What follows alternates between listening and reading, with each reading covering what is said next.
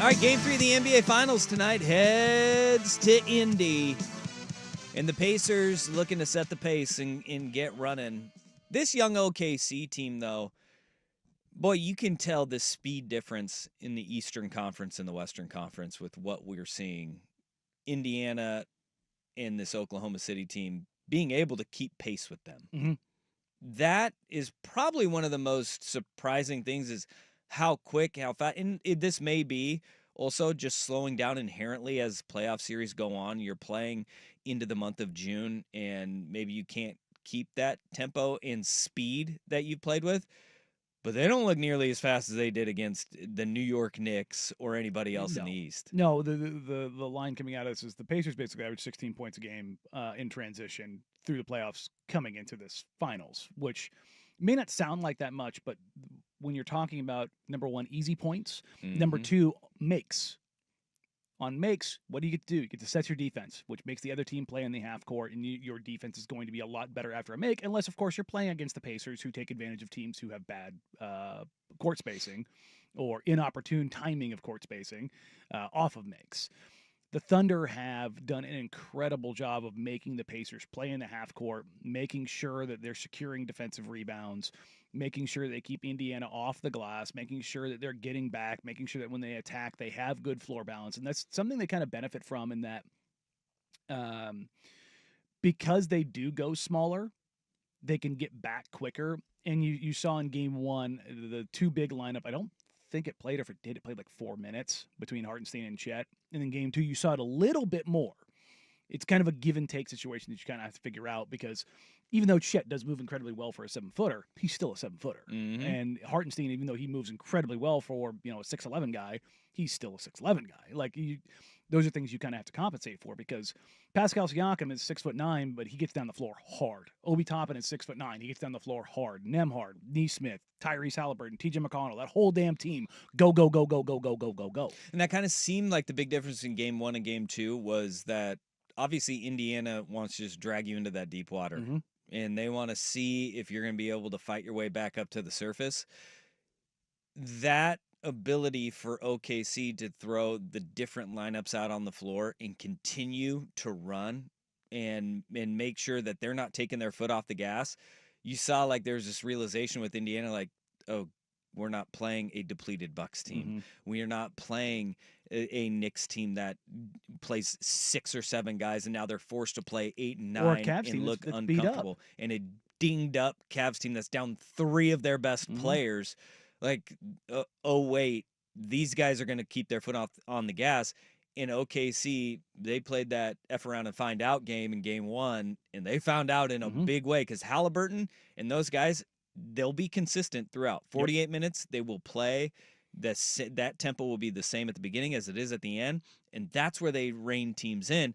That's the most intriguing part for me in game 3, is can OKC continue to keep that foot on the gas even though they get a big lead, particularly and say, in the first half, it's not going to happen again. We are not going to let this happen. Because what the Pacers have done in back-to-back games, in game 1 and game 2, they had 66 points in the second half, and they shot over 50%.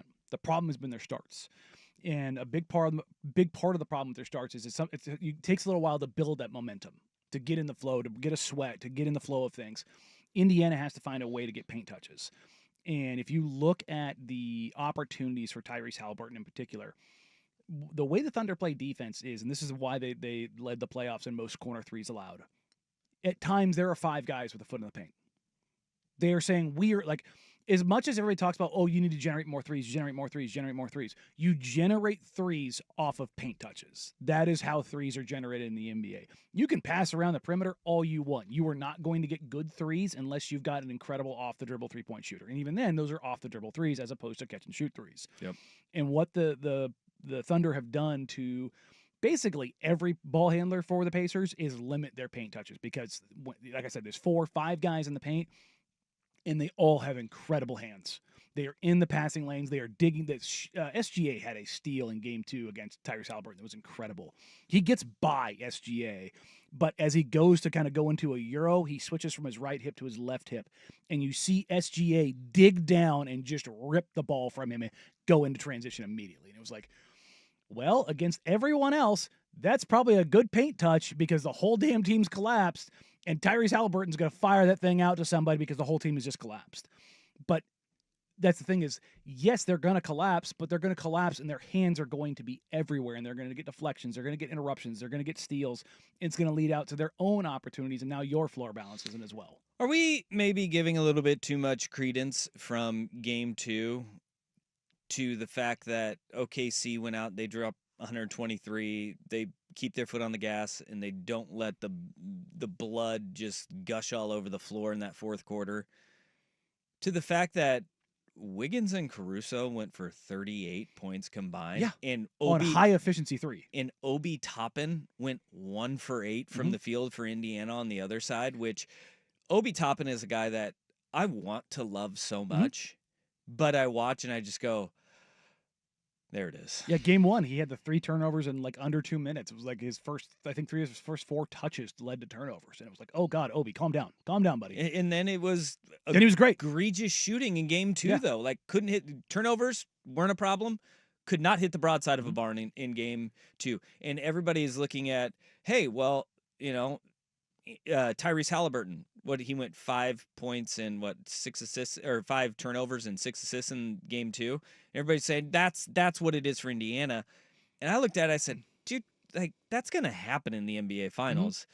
Obi Toppin going 1 for 8, and then 2 guys coming off the bench, Caruso, which we're more accustomed to seeing his scoring load, but the efficiency that we saw from Wiggins and Caruso combined, is that going to be as consistent? No, because that to me is that's where what you live with.